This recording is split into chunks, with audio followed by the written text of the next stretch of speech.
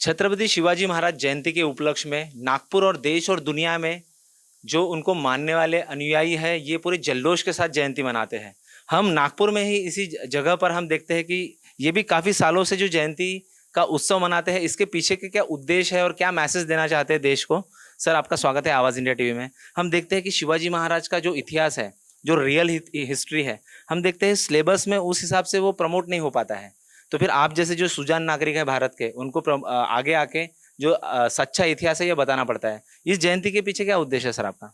इस जयंती के पीछे भी यही उद्देश्य है कि छत्रपति शिवाजी महाराज का सही इतिहास लोगों तक कैसा पहुंचा है।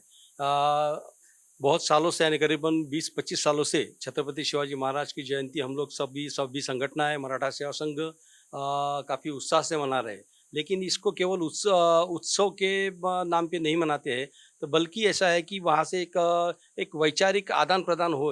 लोगों के पास छत्रपति शिवाजी महाराज की जो उन्होंने राज किया था, समता, बंधुता, न्याय, ये जो उनका बेसिक मूल्य था राज करने का, वो बेसिक मूल्य ही लोगों के पास कैसे पहुंचा है, इसका प्रयास हम इस माध्यम से करते हैं।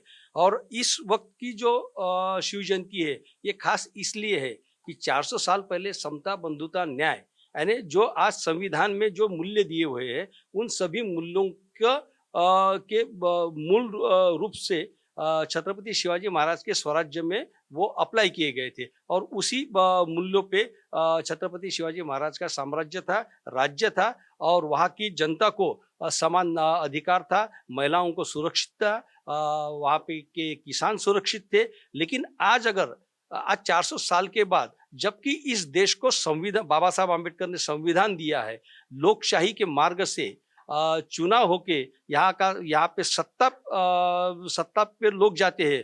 लेकिन अगर आप 400 साल पहले जो स्वराज्य था, उस हिसाब से अगर आज इस देश में जो शुरू है, जो मणिपुर में हुआ है, महिलाओं के ऊपर बलात्कार होता है, लेकिन इसकी कोई दखलंदाजी ली नहीं जाती। आज महिला सुरक्षित नहीं है, आज किसान अपने भाव के लिए ये कर रहा है। आज दिल्ली में ये हालत है कि वो किसान नहीं आना चाहिए, इसलिए वो इतनी व्यवस्था कर रहे हैं कि जैसे कोई बाहर का कोई दुश्मन दिल्ली के ऊपर आक्रमण कर रहा है। तो इस परिस्थिति को हम लोगों के सामने ले जाना चाहते हैं कि छत्रपति शिवाजी महाराज से लेके शाहू फुले आम्बेडकर तक जो समता इस देश को दी गई, जो स्वातंत्र्य इस देश को दिया गया है, लेकिन आज असलियत क्या है, ये लोगों के सामने हम इस शिव जयंती के माध्यम से लेके जाना चाहते हैं। हम देखते हैं सर कि जिस तरीके से अभी जो गवर्नमेंट और जो छत्रपति शिवाजी महाराज का जो मैसेज है, यानी जनता का राज्य, हम उसी तरीके से लोकतंत्र भी देखते हैं। तो ये हम जो विचारों का आदान प्रदान देखते हैं, या ये जो संस्कृति चली आई है, अभी 400 साल लगभग हो गए शिवाजी महाराज को जाके,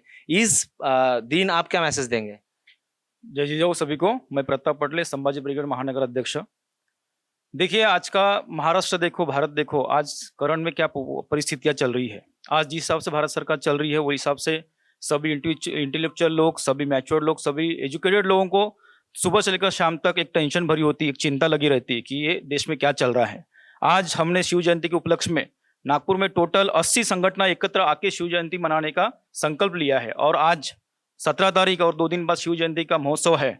आज तक हमने जो तैयारियां की है, उसके हिसाब से एक मैसेज जाता है जनता में कि जो एक स्वराज्य था छत्रपति शिवाजी महाराज का, वो सही में भारत में रहना चाहिए, महाराष्ट्र में रहना चाहिए। और उसी के तहत पूरी 80 संगठन एकत्र आके नागपुर में एक शिव जयंती मना रही है। बहुत अच्छा। हम देखते हैं कि तिथि को भी लेके लोगों में कंफ्यूजन है।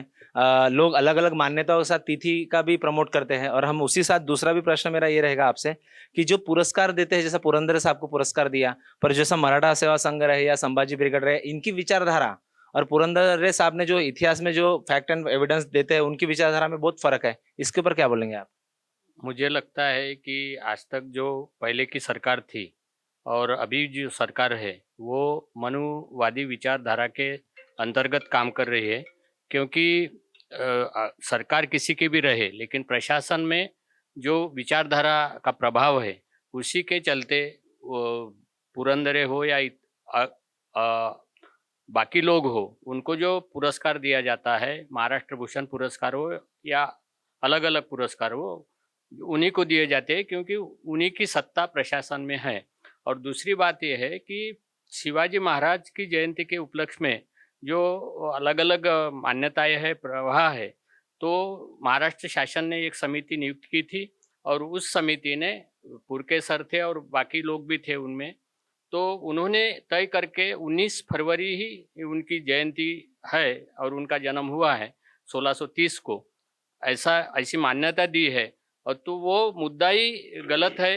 वो जो जिनको तिथि के अनुसार जयंती मनाना है वो उनका लुकआउट है या उनकी मान्यता है, लेकिन शासन ने एक बार मान्यता दी है तो 19 फरवरी, और उसका प्रभाव इतना बड़ा है कि अगर तिथि के अनुसार होती है तो अलग अलग दिन आते हैं, अलग अलग तिथियों के हिसाब से अलग अलग दिन उसमें मनाए जाते हैं, लेकिन जो 19 फरवरी है तो बड़े पैमाने में तब से शिवाजी महाराज की जयंती काफ़ी हर्षोल्लास के साथ पूरे महाराष्ट्र में नहीं तो भारतवर्ष में मनाई जा रही है। और मुझे लगता है कि आज के जो प्रश्न हैं और समता, स्वातंत्र्य, बंधुता, न्याय और धर्मनिरपेक्षता के आधार पर जो समाज का निर्माण होना चाहिए और जो लोक कल्याणकारी राज्य संकल्पना का प्रभाव दिखना चाहिए और वो उसके ऊपर अमल होना चाहिए, वो नहीं हो रहा है। और इसी के कारण हमने तय किया है कि नागपुर की जो समविचारी संगठनाएं हैं उनको साथ में लेके। आप क्या बोलेंगे सर इस विषय में? मैं विलास तेलगोटे, मैं एक कॉलेज में प्रोफेसर हूँ। मैं एक आम आदमी के तौर पे ये मीडिया को या जनता को बताना चाहता हूँ कि अभी का जो दौर चल रहा है, ये दौर में युवाओं की स्थिति क्या है, बेरोजगारी बढ़ गई है और जो हमारी सरकार है, सरकार का उसके ऊपर ध्यान नहीं है। बेकार होने की वजह से युवाओं को नशा की तरफ जाना पड़ रहा है या युवा उसकी तरफ डाइवर्ट हो रहा है।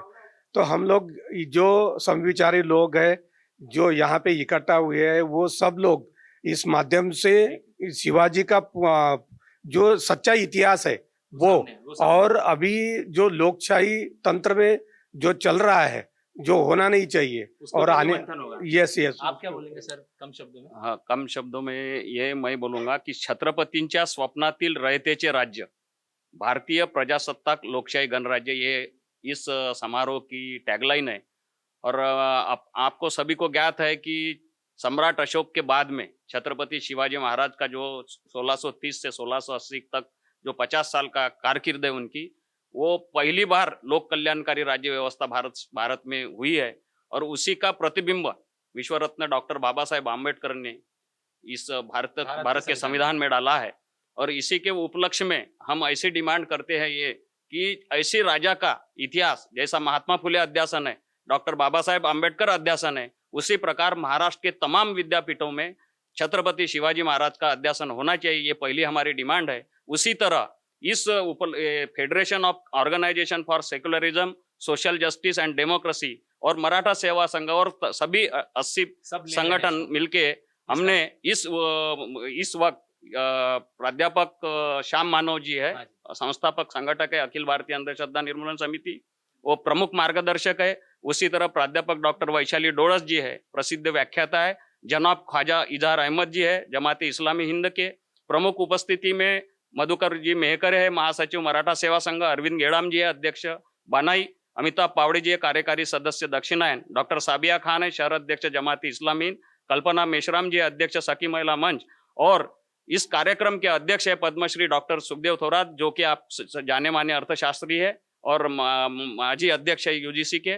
तो हम सभी को इस माध्यम से, आपके आवाज टीवी के माध्यम से हम सभी नागरिकों को आह्वान करते कि ज्यादा से ज्यादा लोग इस कार्यक्रम में आए और हमारी देश का जो संविधान के ऊपर खतरा पैदा हुआ है, हमारी जो मौलिक मूल्य है, संविधानिक मानवीय मूल्य है, स्वातंत्र्य, समता, बंधुता, न्याय और धर्म निरपेक्षता, इसको बचाने के लिए ये दूसरी स्वातंत्र की आजादी की लड़ाई है, इसमें ज्यादा से ज्यादा लोग आए और ये हमारा कॉन्स्टिट्यूशन बचाए, संविधान बचाओ, देश बचाओ, यही शिव जयंती का माध्यम का। आजादी के लिए, अपने मूल्यों के लिए, मानवता के लिए अगर से कोई धर्मतंत्र, लोकतंत्र पे हावी होता है तो इन जैसे जो संगठन होते हैं, 80 से तकरीबन ज्यादा संगठन जो देश हित में, देश के लिए सामने आते हैं और असली शिवाजी का इतिहास सामने लाते हैं। आप देख रहे हैं आवाज इंडिया टीवी और ज्यादा से ज्यादा संख्या में इस प्रोग्राम में आने की आप कृपा करें। धन्यवाद।